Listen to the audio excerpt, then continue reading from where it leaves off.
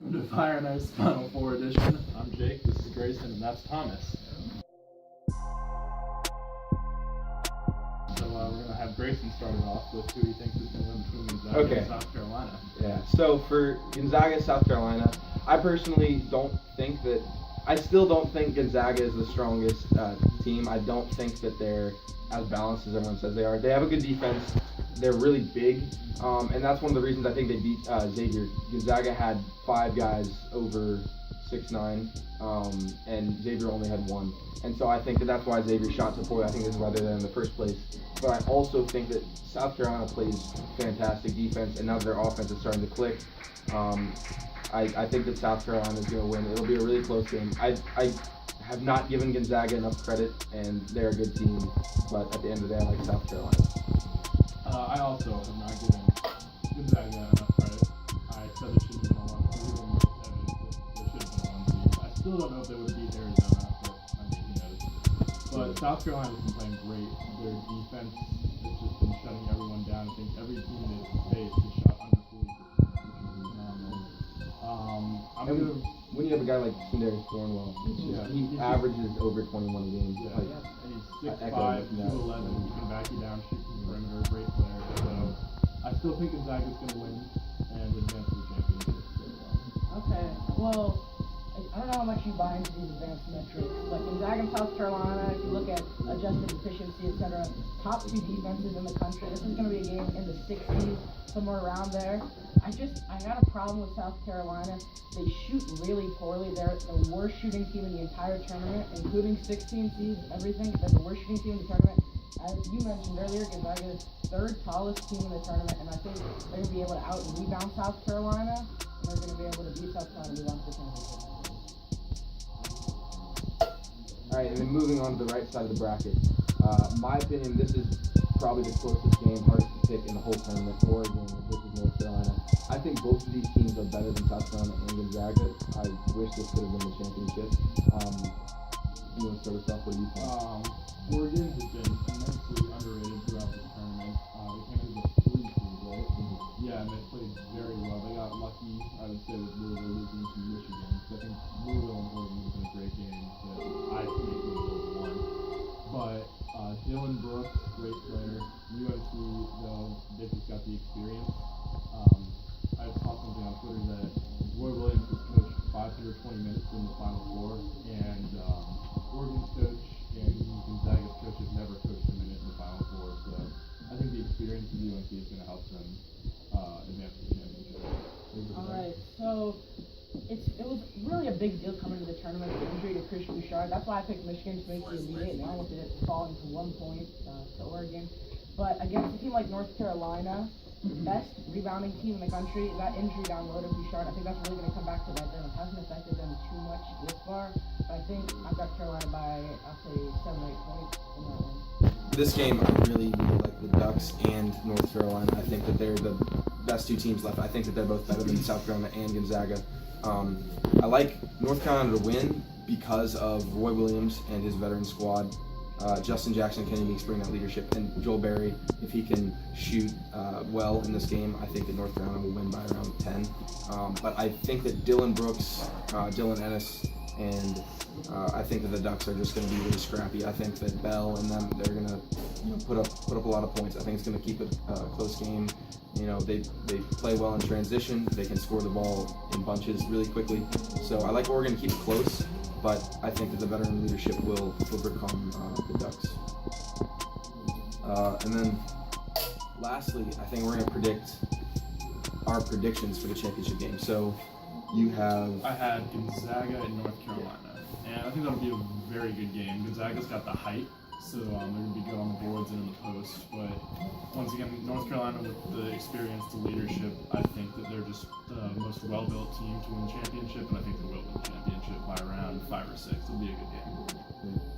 Okay, I think Gonzaga and North Carolina are the 2 best teams in the country.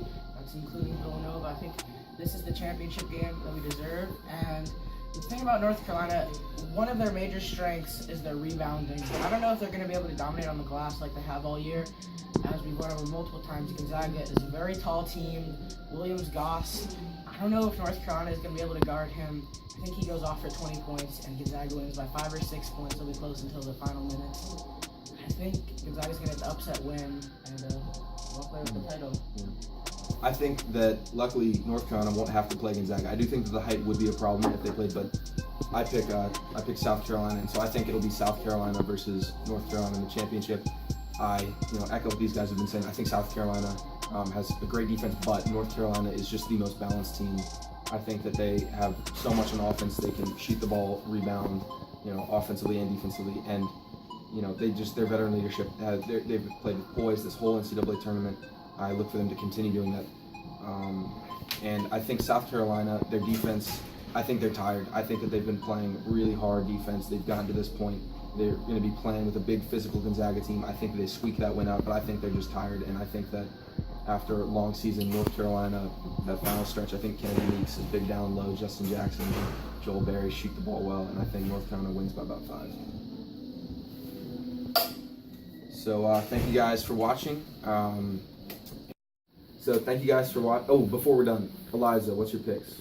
Right. Gonzaga. Gonzaga. Why? Why are you picking Gonzaga? Because they have the coolest name. Right. You heard it here, folks. So big shout out to the official camera operator of Fire and Ice, Eliza. Good night.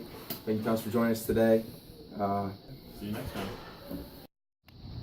All right, welcome guys to a little Fire and Ice extra. We're going to be talking about our predictions for the Wooden Award, who's going to win it, and the tournament MVP. So the NCAA tournament MVP is just, as it sounds, it's the best player that has performed the best during the tournament. And so Most of the time it's on the player on a team that wins. It's on the player of the championship winning team that's played the best throughout the tournament. So our picks: Gonzaga to win, North Carolina, but he has them beating North Carolina beating Gonzaga. I have the Carolinas playing. So let's start off. Who do you think will be the tournament MVP and why? I've got Williams Goss, Nigel Williams Goss for Gonzaga. He's been great on the boards for them throughout the tournament, and he's a really hard player to guard. He doesn't shoot the ball that much, but when he does, he makes it. He's shooting in the upper 40s for the tournament, and I think he's going to win. All right, so who do you have winning and why? I'm gonna go with Kennedy Meeks. He's the best player on North Carolina who I have winning it. I think he'll have probably around 20 points, 10 rebounds, 4 or 5 assists. Yeah, I think it'll come down to either Joel Berry or Justin Jackson. I like Justin Jackson because I think, will get a double-double in the championship game. I think he'll probably have something like 11 rebounds, 5 assists, 15 points.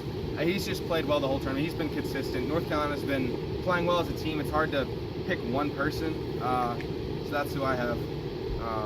And then now we're going to go to the Wooden Awards. The Wooden Award is given, it's the equivalent of the Heisman in college football. If any of you know that reference, it's just given to the best player for the whole season. It doesn't have to be on the team that won the championship. It can be from anywhere. Just given, they look at a lot of different categories, but just the best all-around player. So who do you think will win the Wooden and why? I think Josh Hart should win the Wooden Award. He obviously plays for Villanova. And if you think about the Wooden Award, it's supposed to be for throughout the season. Villanova got the #1 overall seed. He was their key player. I think he should win the Wooden Award, but I think someone like Justin Jackson from Kansas will end up winning it. So I think Josh Hart should win it, but Justin Jackson will win it. I'm gonna go with Lonzo Ball.